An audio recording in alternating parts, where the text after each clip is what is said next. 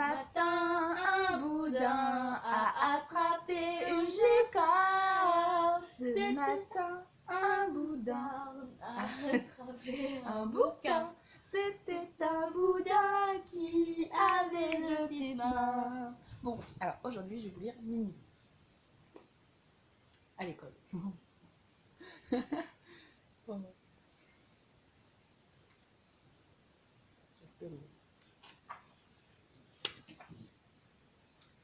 Debout, mon petit chou, s'écrie maman loup en poussant la porte de la chambre de Minilou. Aujourd'hui, c'est un grand jour. Pour la première fois de sa vie, Minilou va aller à l'école. Mais Minilou n'est pas heureux du tout. « J'ai trop peur !» pleurniche-t-il. « Beaucoup trop peur. »« Peur ? Quelle drôle d'idée. Et pourquoi donc ?» demande maman étonnée.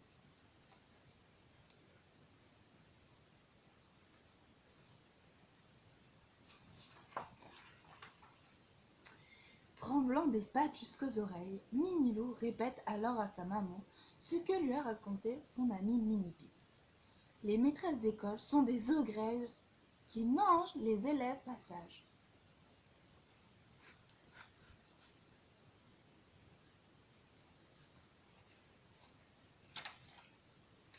Minipic est un farceur, affirme Papa Loup, pendant que son fils avale difficilement son petit déjeuner. C'est en allant à l'école qu'on devient un homme, pas autrement. Mais Minilou se demande si son père ne dit pas ça seulement pour le rassurer. Et Maman Loup, elle-même, commence à s'inquiéter.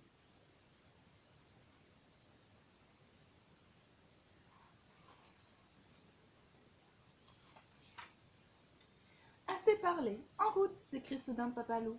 Pauvre Minilou, il aimerait mieux être un ver de terre ou même un horrible scarabée qu'un petit loup obligé d'aller à l'école. Maman Loup a le cœur patraque. Papa Loup se fâche et Minilou en larmes se demande si c'est vraiment si important que ça de devenir un homme.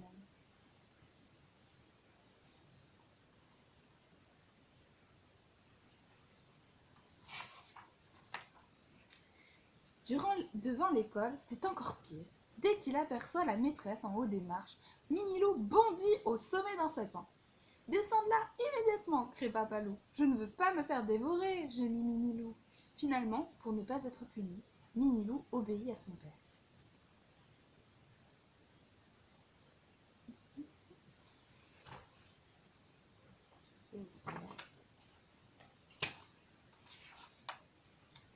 La maîtresse s'appelle Mademoiselle Biglu. Elle a de grands yeux et parle très doucement. À part Minilou, personne ne semble avoir peur d'elle. Ils ne savent pas que c'est une ogresse, pense Minilou, qui s'est installée tout au fond de la classe et essaie comme il peut de se cacher derrière son bureau.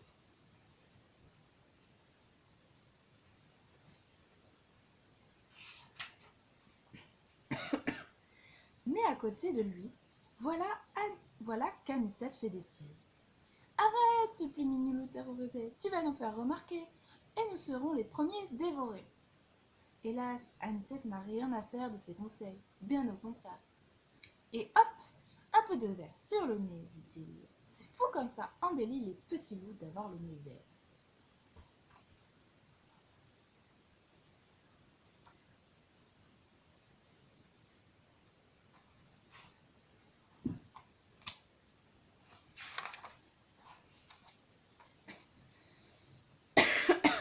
Et un cochon bleu ciel. Tu veux voir comment c'est s'écrie brusquement Minilou, qui oublie complètement l'école, la maîtresse et tout.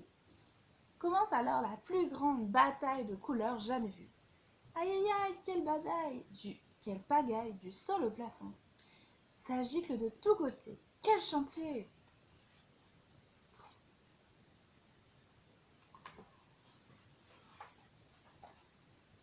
La maîtresse est furieuse. En guise de punition, Mademoiselle Biglu a attrapé les polissons par les oreilles et les a jetés tout au fond du placard à balai.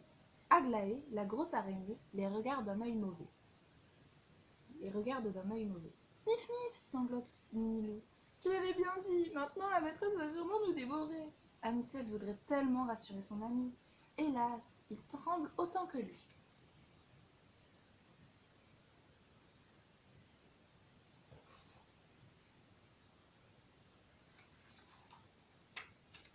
Au secours, se met à hurler Minilou. Je ne veux pas tout cru, s'égosille Anicette.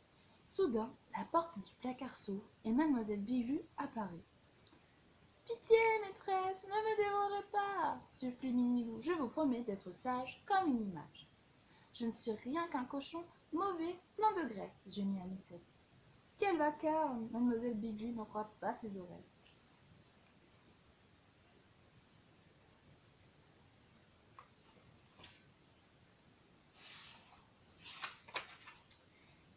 Voyons, dit mademoiselle Bilu, je ne suis pas une ogresse qui mange les enfants. S'ils font des bêtises, je leur demande de les réparer. Un point, c'est tout. Quel soulagement! Anicette et Minilou ont presque envie de crier de joie. Et nettoient, frottent et récurent, le cœur léger.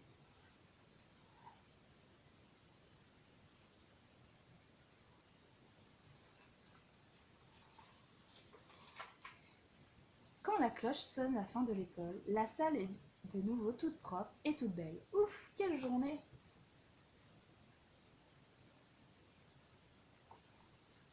Voilà, c'est fini. Gros bisous.